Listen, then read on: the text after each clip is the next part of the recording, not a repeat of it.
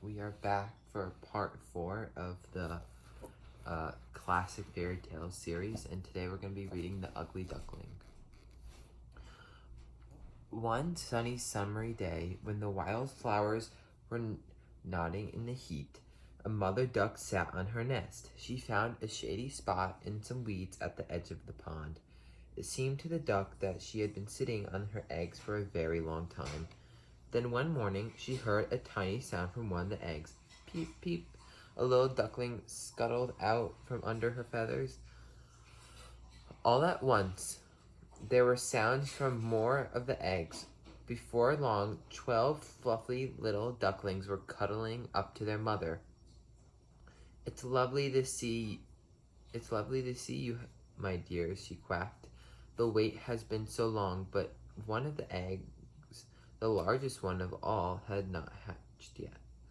How annoying, said the mother duck, and she settled down to wait a little longer.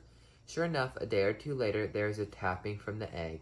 First, a little beak appeared, then a little head peeked out. At last, a funny little bird stood in the nest. Well, the mother duck could hardly bear to look at the youngster. He really was the ugliest bird she had ever seen. He didn't look like a duckling at all. I'll push him into the water, said the mother duck. If he cannot swim, I'll know he is a turkey or some other kind of bird.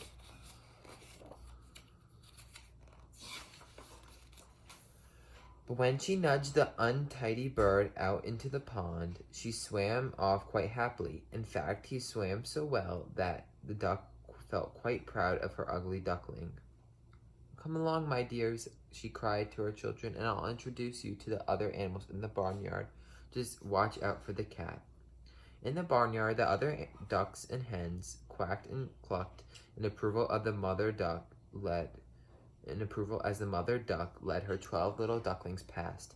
But when they saw the last duckling, they shook their heads and hissed and squawked. What a horrible bird, they cried. He will grow into his feathers, replied the mother duck. And I must tell you, he swims better than all my ducklings. She shepherded her brood back to the pond. As the ducklings grew, they loved to swim and dive in the pond. They would waddle in the barnyard, shaking their feathers, but the ugly duckling soon dreaded the barnyard animals. They pecked at him and called him names. Every day it grew worse. At last, a morning came when the little duckling could bear it no longer. He ran and fluttered as fast as his legs could carry him from the barnyard. At night, as night fell, he came tired and hungry to a wild marsh where little frogs jumped and croaked in the moonlight. In the morning, the wild ducks who lived there found a stranger among them. We've never seen a duck as ugly as you, they laughed. But you can live here if you like, as long as you don't get in our way. The little duckling was still lonely, but at least no one bullied him. The next morning, as he swam by the bank, he suddenly saw a dog running through the reeds. All around the marsh, hunters and their dogs were gathering. The little duckling hid in the reeds all day, trembling with fright as shots whistled over his bowed head. That night, he once again fled as fast as he could from his unsafe home. The weather was growing colder, and the wind was ruffling his feathers when he came to a tumble-down cottage and crept inside to escape the coming storm. An old woman lived in the cottage with her cat and her hen. She let the duckling stay, but the cat and hen were not very friendly. Can you lay eggs, they asked, or purr, or catch mice? No, whispered the duckling. Then you are no use at all, said the cat and hen. At last, the duckling could bear the unkindness no longer. He wandered out into the world once more. When the duckling came to a lake, he realized how much he had missed swimming.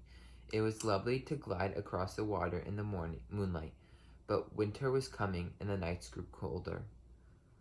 One frosty day, at sunset, a flock of beautiful white birds flew overhead.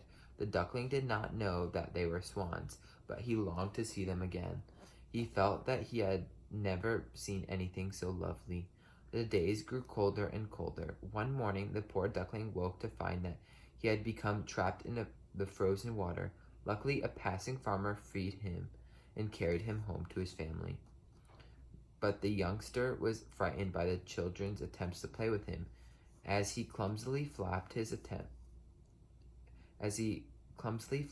wings, he knocked over the dishes and made a terrible mess. The farmer's wife chased him out of the house. Once again, the young bird was on his own.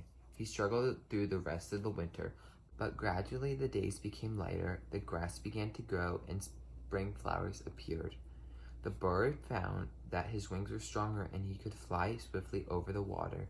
One afternoon, he caught sight of the beautiful white birds he loved so much far below. I must talk to them just once, thought the young bird, even if they attack me because I'm so ugly.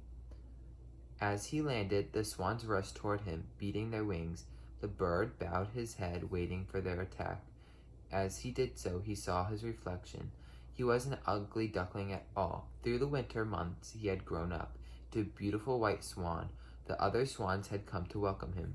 No bird was ever so happy as he swam with his new friends. Later, 2 children came to feed the swans. "Oh, look," they cried, "there's a new one, and he's the most beautiful swan of all." And that's the end of the Ugly Duckling. The Ugly Duckling.